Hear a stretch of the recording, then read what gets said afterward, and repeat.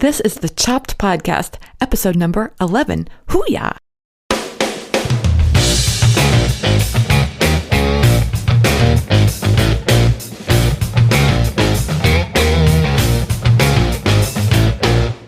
Hey everyone, I'm Marley of the blog Namely Marley. Thanks for joining me today.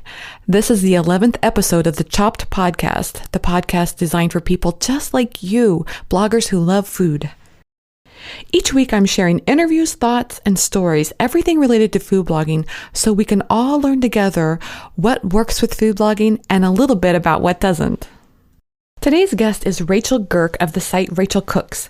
Rachel and I are talking about working with brands. It's something a lot of food bloggers aspire to do. Of course, I don't know that that's so true from the beginning. It's not like, we start a blog with the thought of working with brands, right? Like, I can't imagine too many of us starting a food blog thinking, oh, someday after all this work developing recipes and taking photos and learning SEO, I'm going to get to work with my favorite brands. I mean, most people start a food blog because they have this passion for the food and for sharing it with others. And it's just that it's just not long after you start working on your food blog that you realize one of the ways of monetizing is working with brands. And some brands have some pretty cool people working with them. And so it can begin to feel like a win-win for everyone involved. The thing is, how do you do that? Like, how do you begin working with brands? That's kind of the trick. It's not as easy as like hanging up a shingle on your blog that says, now open for business.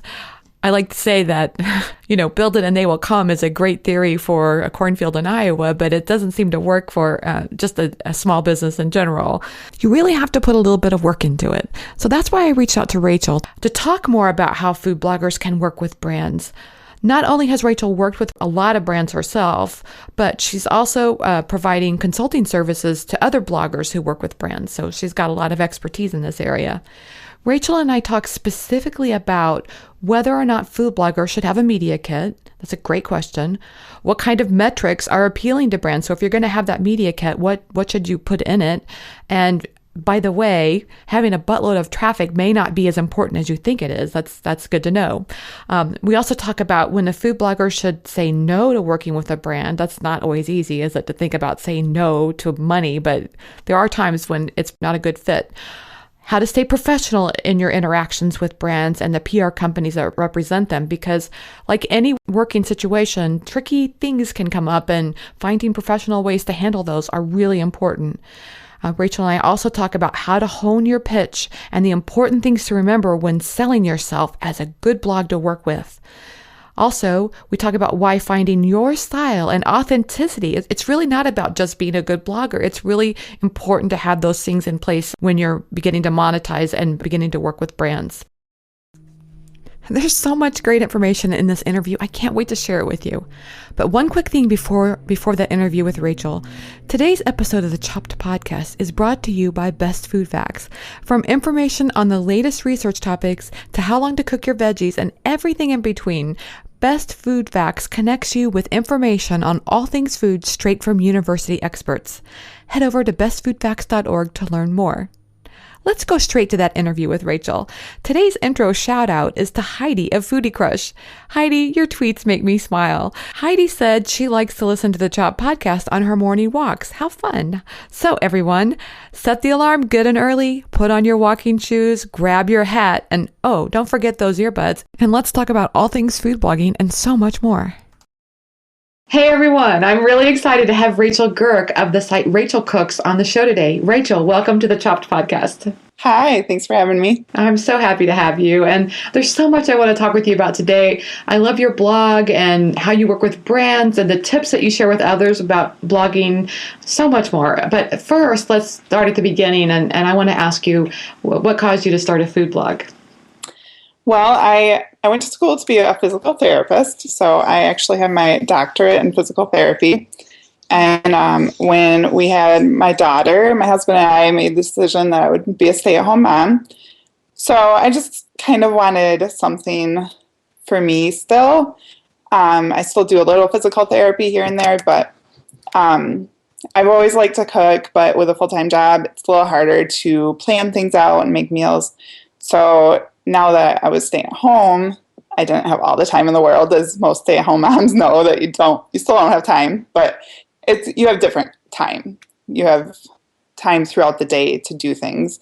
And so I decided I would start a blog, and I had no idea what I was doing.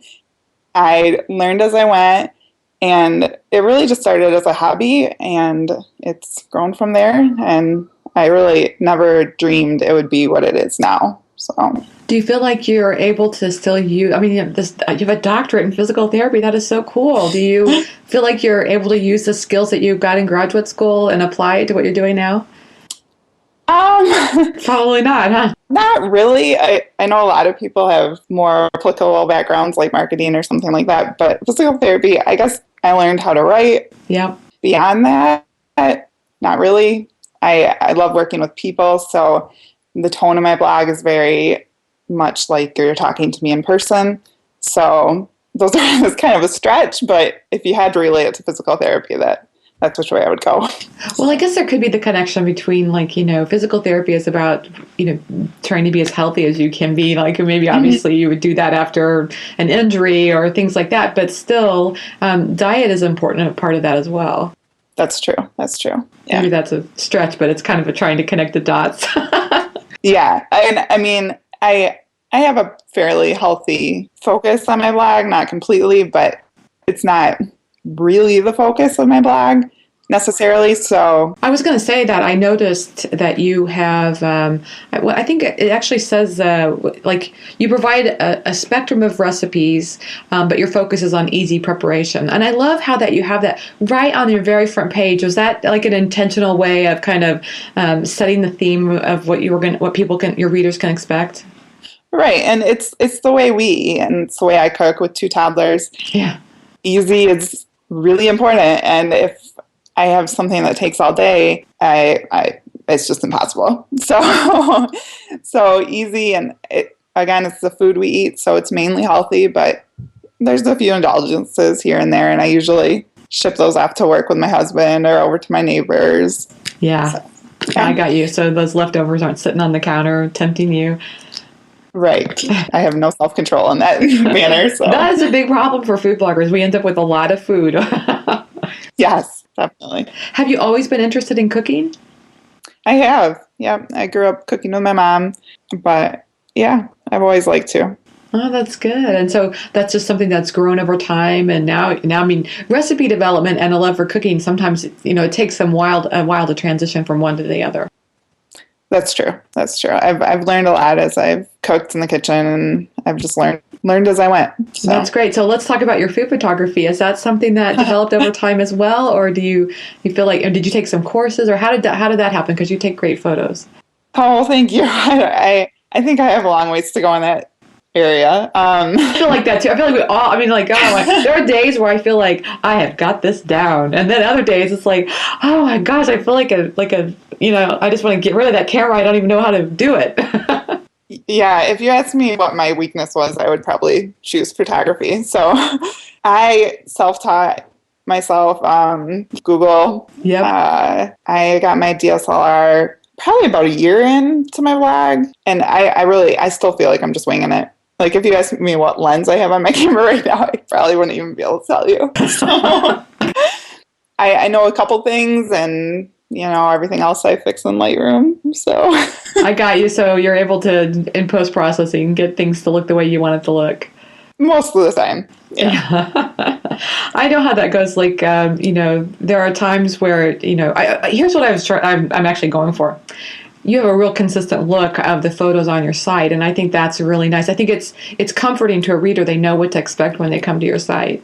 Okay. Do I? Yes. Oh, yeah. I don't know that. You don't feel that way? I guess probably because I don't know what I'm doing, so maybe I just end up looking the same way every time because I'm winging it every time. So. So what's the favorite part about food blogging for you? Probably all the people I've met. I know it's kind of a cliche answer, but I never knew there was such a huge community of food bloggers, and I've just made some really great friends. So. Yeah, that is really cool. And mostly that's from going to conferences?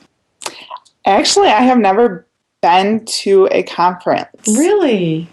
Yeah. A lot of my friends I haven't officially met in real life. Wow. But I've been going to a few more things now that my kids are a little older, but like brand trips, and I just recently went on a retreat, and then I'm planning a retreat for July too. So, and that's the fun thing about going to those things. I'm sure if you've gone on these trips, you know how this is. Like, you finally meet somebody that you've only corresponded with virtually, and it's just the coolest moment, Yeah. And oftentimes it would be like, oh, you're Rachel Cooks, We know people by their blog name. Some people think that Cooks is my last name. Oh, yes. I can see where that can come across that way. Yeah. That would have been really cool if that was your last name. Is it too late to change your name? Probably. Okay, you talked about photography. Is there anything else that's, not your favorite thing about food blogging? Probably just the bookkeeping and business side of it. I like some of the business stuff, like working with brands and negotiating it and stuff like that. But the bookkeeping and taxes and forming an S corp and all that stuff, I just tend to put it off and ignore it as long as possible. And this is like the time of year where everybody's scrambling, trying to. Yes, it is. It's terrible. I know. Yeah. And when I started, that wasn't a part of it because I wasn't making any money. So that has kind of snuck up on me. I guess that's probably what they call growing pains when, now you're successful, and guess what? You're going to have to deal with these business sides of blogging. Right. It's a good problem to have. Oh, exactly. And you work with bloggers, right? Like, I think I saw on your site that you actually do some consulting work for bloggers to help them as they're working with brands. Is that right? I do. I just recently launched that. I found that I was getting a lot of questions and spending a lot of my time helping people, which I enjoy doing. But as you know, there's only so many hours in the day. So for people that want a more in-depth and more help. I have one client right now, and she emails me very frequently. And, but that's okay because that's what she hired me for. So, right. But I want other bloggers to be successful, so I'm happy to be able to help in that way. Yeah, and I think the concept of working with brands is something that feels like a lot more art than it is science. In other words, it's like, I've worked with this brand and I'm doing these things, and then the next brand comes along and that feels completely different. And so that's where it's like, if I can compare one to the next, that would make it start to feel more like a science. But so since you've worked with so many brands, it's probably easy for you to kind of draw from your experience, and now you're working with other bloggers and you can draw from that experience too, and then try to help create a science out of it. Right. Especially with pitching brands or responding to pitches. I've found that to be a strength for me, and I've helped other people with it. Getting to a place where both the brand and the blogger are happy is kind of an art, like you said. That's right. That's good. And so if there was a blogger that's new to the concept of working with brands, but they're really interested in doing that, do you have some tips that you would share with people that would, really help them get started? This might not go over so well with some people, but my tip would be to do it in exchange for product and not to push for money right away. Because my first sponsored post, for a long time, I just worked in exchange for products. Because I didn't know better. I didn't know I could get paid to do it. But really, I think it was good because if a brand was paying me at that time, they would not have been getting their money's worth because my photography wasn't good. I didn't know what I was doing. I didn't know how to present information in a way that people would be interested in reading and still represent the brand in a good way. It's because it's kind of a balance between not turning people off with salesy type stuff, but still getting across what the brand wants you to get across. So yeah, as controversial as that advice might be, I would say do at least a couple just in exchange for products, and don't fight for the money right away because it's a learning process. So I think I'm hearing you say that, especially if it's a new brand that you haven't worked with before, but you're interested in working with them, if the first offer on the table is, we'd like to send you some free product, don't look at that as a negative. Look at that as an opportunity to build a relationship. Right. Especially if you're new to working with brands in general. Yeah. I wouldn't say you should do that with every brand because that I think will set you up for failure. But if you're new to working with brands on your blog, and yeah, it's a good way to get experience. That's good. And then from there, do you have any other tips that you would share with people on getting started working with brands? I would say that you shouldn't be afraid to go out and pitch brands. Go to their website, look for an email address, send them an email there, put yourself out there on Twitter. Twitter's really dwindled down, but there's a lot of brands on Twitter still. So interact there. Just really get yourself out there. Don't be afraid of being denied. Don't be afraid. Now that's easier said than done. Rejection is a hard thing to the fear of rejection is a hard thing to overcome. Right. But I hear you say, don't be afraid of rejection. What's the worst that happens? They say no. Right. And there's so many brands. I think people get their mindset on one or two brands, and that's fine to have this dream company that you want to work with, but there's so many fish in the sea. And I just emailed a big brand that I've been wanting to work with for a long time. I've worked with them a little bit here and there on just small projects, but I said, hey, I'd love to do this and this. And they said no. But they said, we don't have the budget, maybe next year. And that's fine. I don't care. There's other fish in the sea. So right. Okay, that's good. So that's a great example of where if you were worried about being rejected or feeling a no on the other end, but you can turn that no into something like, maybe it'll happen next year. Right. And that's why it's so important to remain professional and positive. And if you still want to work with them, keep tweeting their stuff and keep showing them that you are interested. And you never know what doors might open down the road. So I love that advice. That's really good. Are there any common misconceptions that you've seen bloggers have about working with brands? I mean, I could see where a blogger might think, working with a brand is going to this is going to solve all my problems. Like right now, I'm only making advertising dollars and I'm not making a lot, and this is going to be the way to make my blog successful. Yeah, I think a lot of, well, maybe not a lot of bloggers, but some bloggers forget to see things from the brand's point of view, because I hear people saying, such and such brand wanted me to do this for free, and I know they're spending their money on other things. Why won't they pay me? It's like, because they're a business and they're running their business how they want to run their business. And they're not telling you how to run your business, so don't tell them how to run their business. They're not the right fit for you. Move on. Don't waste your time dwelling on it when you could be using that time emailing a different brand or improving your site or just, hanging out with your family. Yeah, exactly. And just at least not feeling the stress of it. Right. Yeah. So I think it's important to realize that brands are businesses, just like our blogs are businesses, and that you have to represent them in a way, too, that you would want to be represented. Does that make sense? Yeah, that makes great sense. Really does. Is there, do you think bloggers should have a media kit? I think so. My media kit is very simple, though. I've seen some really ornate ones with logos and pictures and pages long. Mine is one page. It's got the numbers on it, and I update it when it's requested by a brand, and I send it off. So mine's really simple. If somebody wants to do ornate, great. But if they, it's okay to have a simple one that you can just, send to a brand and. Right. My simple one's working for me. I think usually they just want to see your numbers. So that's what mine has. At the bottom of mine, it says that brands I've worked with are available upon request, as are something else that I can't think of right now. Do you ever, ask for a testimonial after working with a brand, and that could be something you could share with your future brands? I have, yeah. I actually have a Google form set up for it. I haven't sent it out in a while.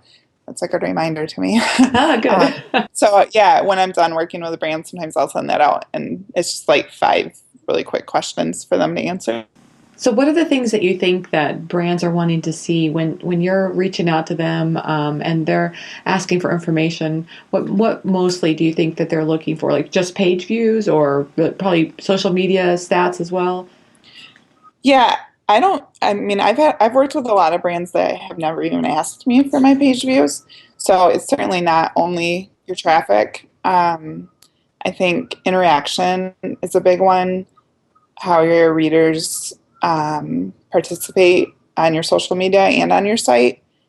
And then I know a lot of brands like my family friendly focus. So not saying that everybody should have a family focused site, but um, a lot of brands know what kind of sites they're looking for. Mine, quick, easy recipes with a very conversational tone. I found the brands I work with like that.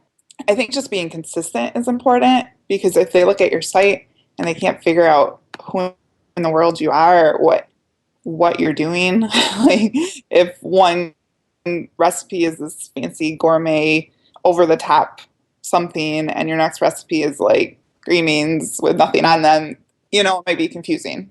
I think that's an interesting concept of having a theme or having, making sure that your blog has a mission or maybe they call it an elevator speech that really comes across to both your readers and to brands as well. Right. And I think a lot of the brands I've worked with want to appeal to families. That's why they chose me, probably. Yes. And I'm sure there are plenty of other brands that, maybe are not as concerned with that family approach, but the ones that you're working with are. Right.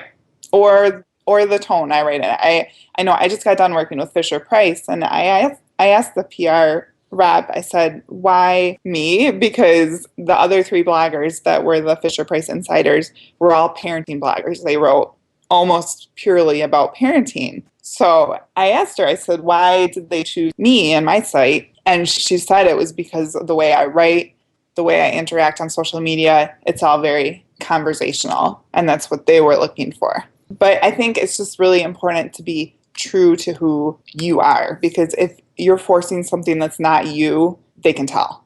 And if you're selling something to your readers that's not you, they can tell. It's easy to see through that kind of thing. Isn't it so strange about human nature that it is easy to tell when someone's kind of faking it? It's obvious. And I look back on some posts way back when on my site, I think I've gotten a little better about knowing what's a fit for me, and I've been a little better at saying no to things that aren't a fit. But there's definitely some posts on my site a couple of years ago, probably, that I'm like, that sounds fake. I know my heart wasn't in it, and I wish I hadn't done it. Oh, so that's interesting. So you would recommend people have criteria about what brands, like if a brand comes knocking on your door, it doesn't necessarily mean you should work with them.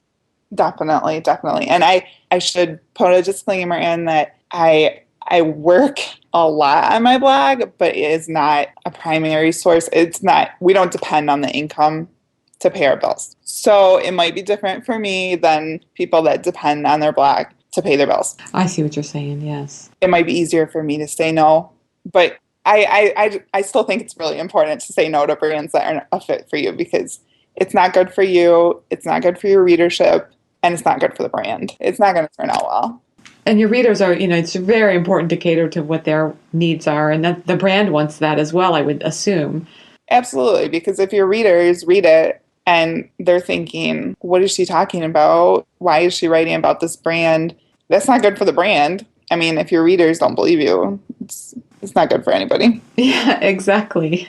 Yeah, that makes good sense. So do you think, okay, I just want to make sure I'm getting this right. Do you think there's an optimum amount of traffic that brands are interested in? Or maybe what I think I'm hearing you say is that they're a little more geared towards engagement? I think it depends on the brand, but I've found that, yeah, it's more geared towards engagement, because a lot of sites that have a lot of traffic, it comes in from a variety of sources, and they have a lot of traffic because they've been around for a while. So all their old posts are getting a lot of traffic and maybe not their newer ones right away. So I think comments are down everywhere now with all the social media. So that's not really a strong point on my site right now. But yeah, engagement on social media. I've also talked to PR reps who say that they prefer smaller sites because they get more for their money. Whereas, so if they had a set budget, this quote unquote big blogger might be able to give them one post for that budget, whereas a smaller blogger could give them 4 or 5 posts for that set budget. And they also will tweet more frequently or whatever. Right, right. Interesting. Well, so I think that's so, hopefully that's encouraging to people that Yeah, I they hope may so. be sitting there thinking, I want to work with brands, but I just don't feel like I've got the traffic for that yet. I think Rachel's telling you guys, go out there and get your media kits together and make this happen. That's right. Don't be afraid of rejection and just put yourself out there. Sell your strengths. If traffic's not one of your strengths, that's okay. Sell what your strength is, your photography, your recipe development, social media, whatever. Yeah, or maybe you've got a big following on one particular, like maybe Instagram is doing really well for you, then go, sell that too. Right. Yeah, or your newsletter. Don't forget about your newsletter. Say this recipe will go out to my newsletter subscribers with a such and such percentage open rate. Great. Okay, that's really good advice. Very helpful. What about relationships while you're working with a brand? Do you have, like tips for how you can help maintain, like, let's say, you're in the midst of a project, you try to stay in touch with them, or maybe even after the project, do you follow up and try to keep that relationship going, or you just move on to the next one? It depends on the brand. Some PR reps or brands you just kind of hit it off with personality-wise. I have a couple that I would consider professional friends, I guess. I think it's important to be professional all the time, but also be real and let them know who you are. I sent a couple Starbucks gift cards out for Christmas this year to my favorite PR reps. I hope nobody's listening that didn't get one, but just professionalism is huge, though. If you don't like something that they say, just respond in a professional manner. I wanted to add that if you have Gmail, you can download Lab. If you go to settings and then labs, there's a lab called Undo Send, which I've found to be very helpful. If you accidentally send an email, you have like 30 seconds to hit undo. I did not know that. That's a nice thing to know. So when you're sending emails to brands, I've found that to be comforting. To know that you have this option of grabbing it back. Yeah. I know, because there have been times I sit there and I will reread an email 10 times and I still end up missing something. Right, until after you hit send. And then I know. Then it's like glaring at you. Like, how did I miss that? Right. Yeah. So I wanted to make sure I tucked that hint into this podcast somewhere. So. Very good hint. I love it. And then, I'm sure there are some brands that you're probably okay with not working with again. Maybe their requirements were so strict and crazy, and you just kind of go, okay, done with that. Absolutely. I just had one of those about 6 months ago, and they paid well, and I was about halfway through it, and I told my husband, Never again. I don't care how much they pay me. Yeah, it's not worth it. Not worth it. Yeah. And that comes down to saying no and learning from experiences. But it's still important to stay professional, because they might move to a different brand or a different agency, and they might come knocking at your door again if they had a good experience with you. Maybe it was the brand and not the PR rep, or vice versa. So it's just important to be professional and kind. That's good. And what about, do you ever have issues with setting boundaries? For example, you sign on to a project. I've had this happen myself, and then midstream they're saying, oh, well, we also want a photograph of the product in the photo, and we want this, and it's like, seems like, it's like project creep is what they call that. Have you ever had issues with that? Oh yeah, for sure. How do you handle that professionally? I give when I can, and I meet those requests when I can, and when it's feasible and manageable.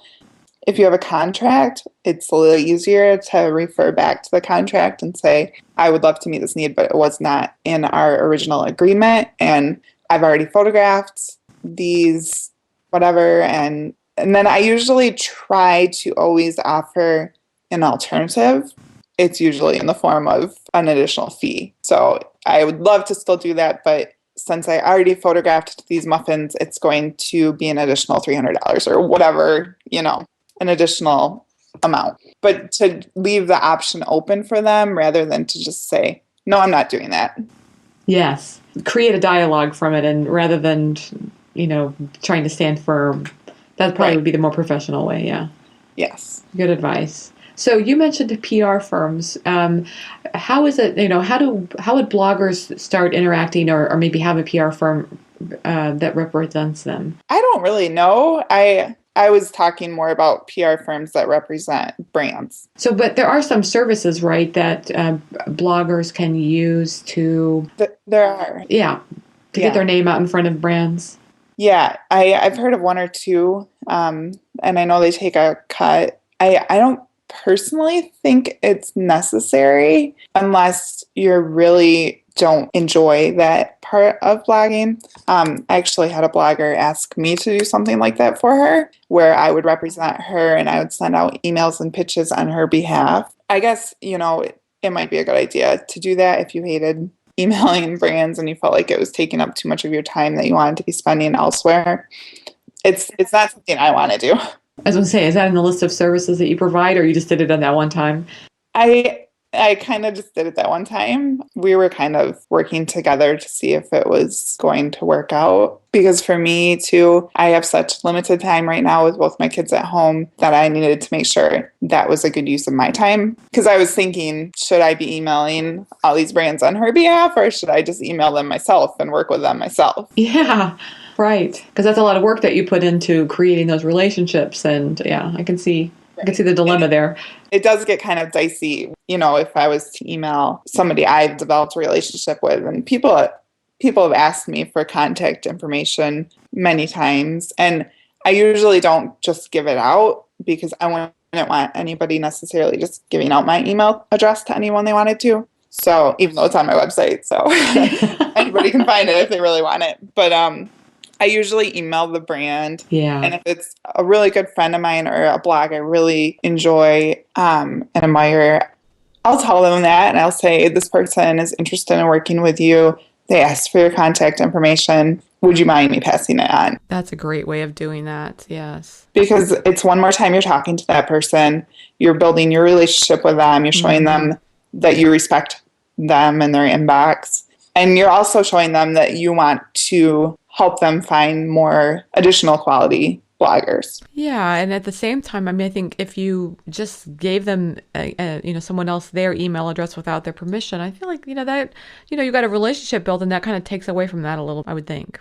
I agree. Yeah. So let's talk a little bit more about you, Rachel. What's your favorite social media platform right now?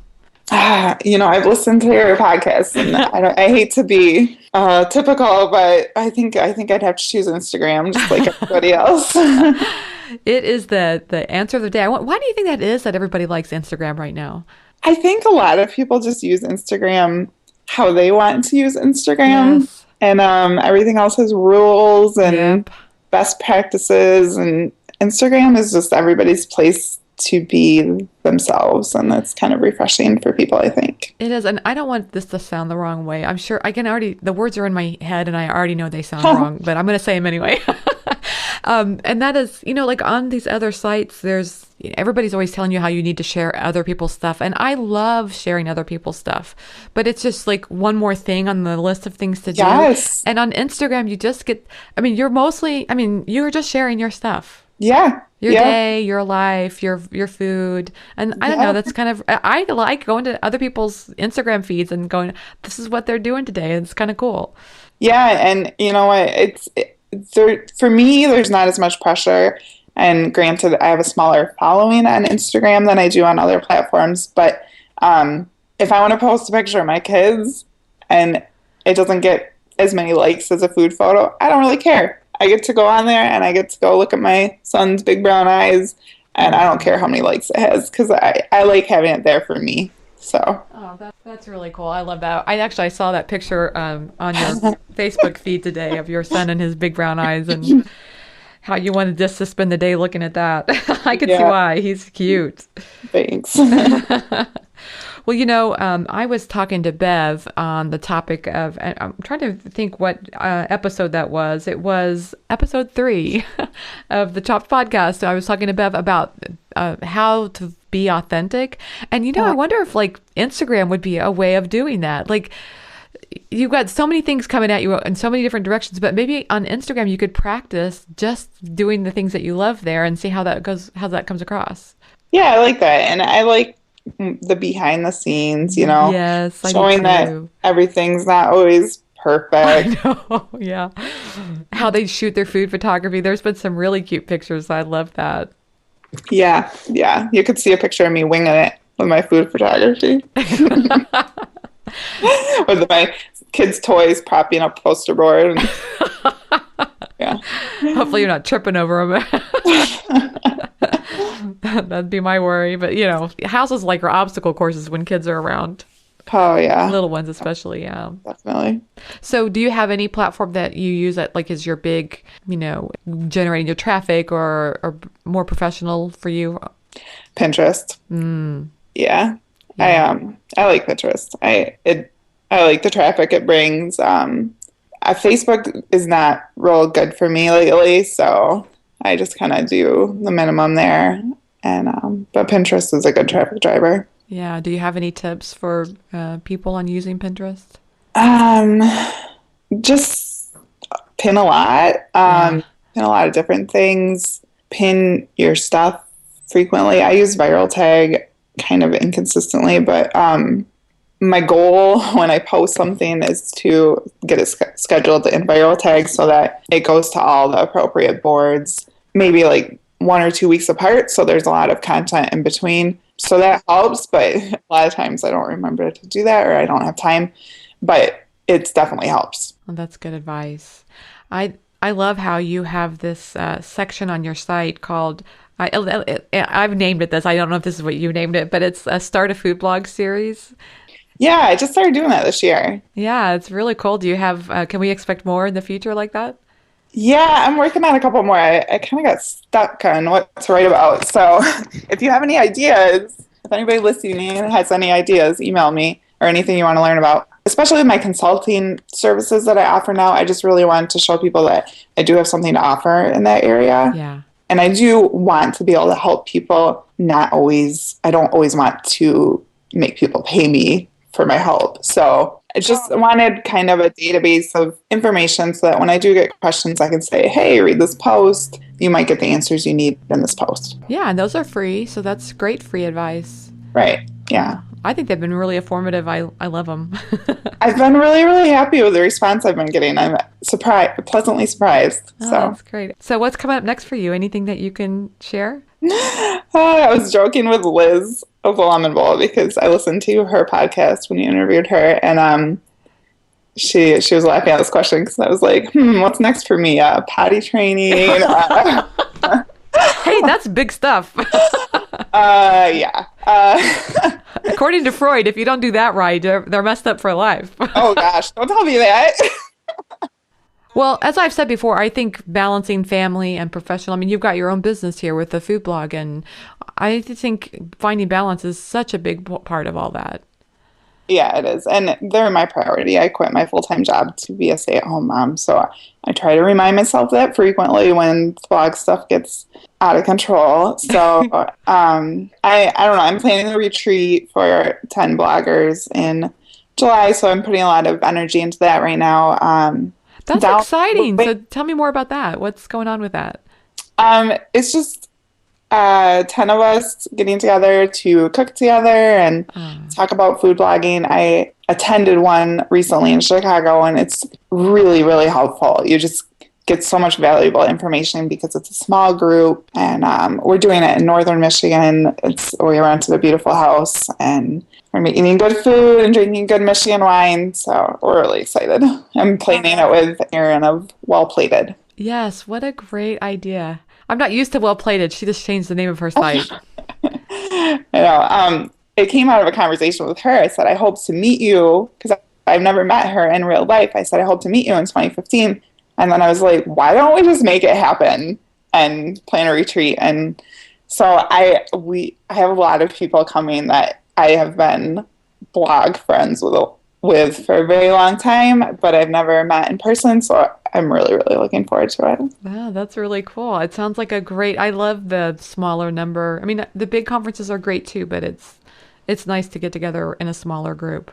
Yeah. And I hope to make it to a conference this year because I'm not nursing and I'm not pregnant. So Well, there's one in Kansas City that I'd love to have you come to. That's at the top of my list, actually. Good, good, good. I heard such great things about it last year. Yeah, it was a I lot of almost fun. went last year. I would love to see you there. That would be great. My husband is a high school principal, so his schedule is hard to work with. Oh, I bet. He does not really get a lot of time off. High school principals, I'm sorry, I think they work a lot.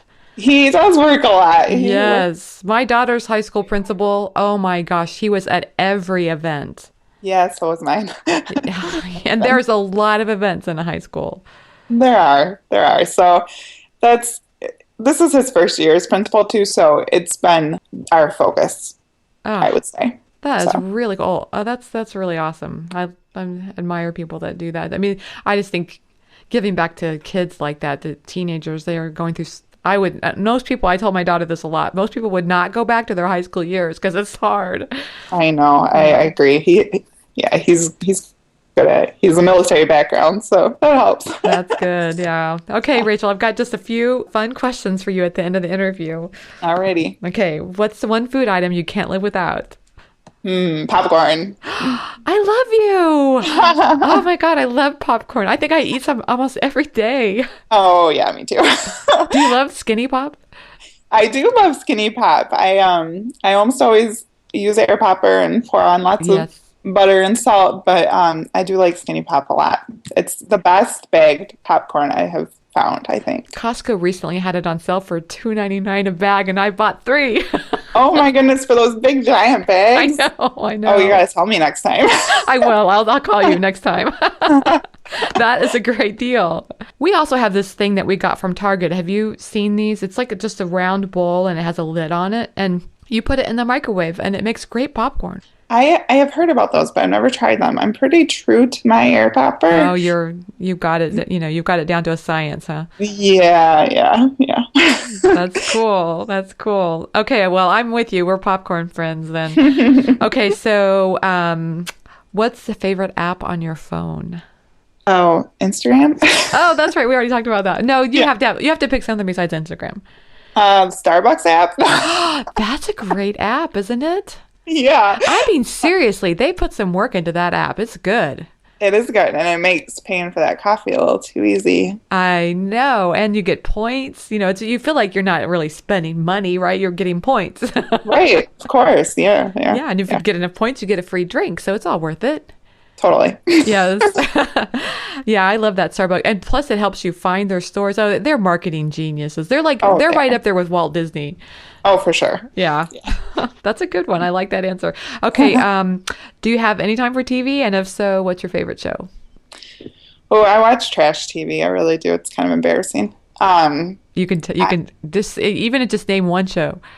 Well, I like Real Housewives. I like Grey's Anatomy. My husband hates Grey's Anatomy. I'm always crying. He's like, "Why do you watch this? It's so depressing."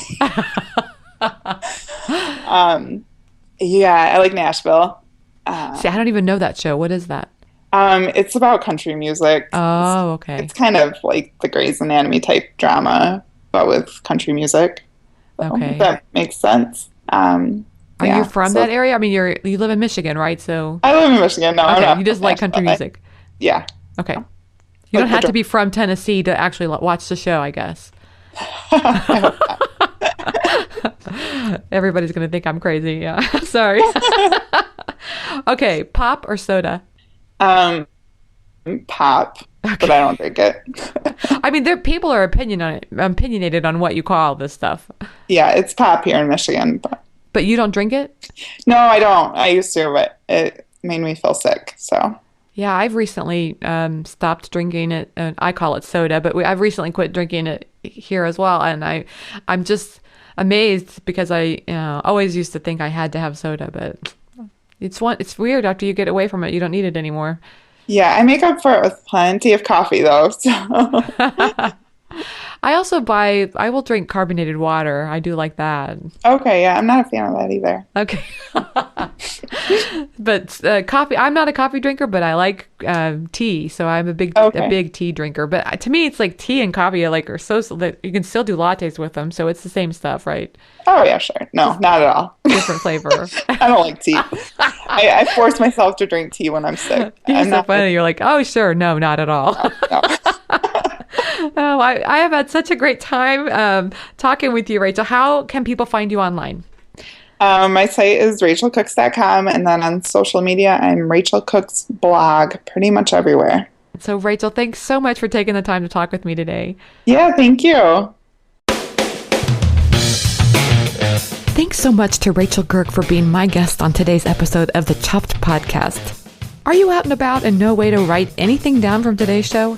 No problem. I've got you covered. Just head on over to chopcon.com where I put up links for each show, including the stuff we talked about today and more information about our guests. If you like the Chop Podcast, I'd love it if you'd leave a review on iTunes. It helps the show get more traction. Also, you can spread the word about the Chop Podcast using @ChoppedCon on Twitter or Instagram. That's the kind of grassroots feedback that means so much.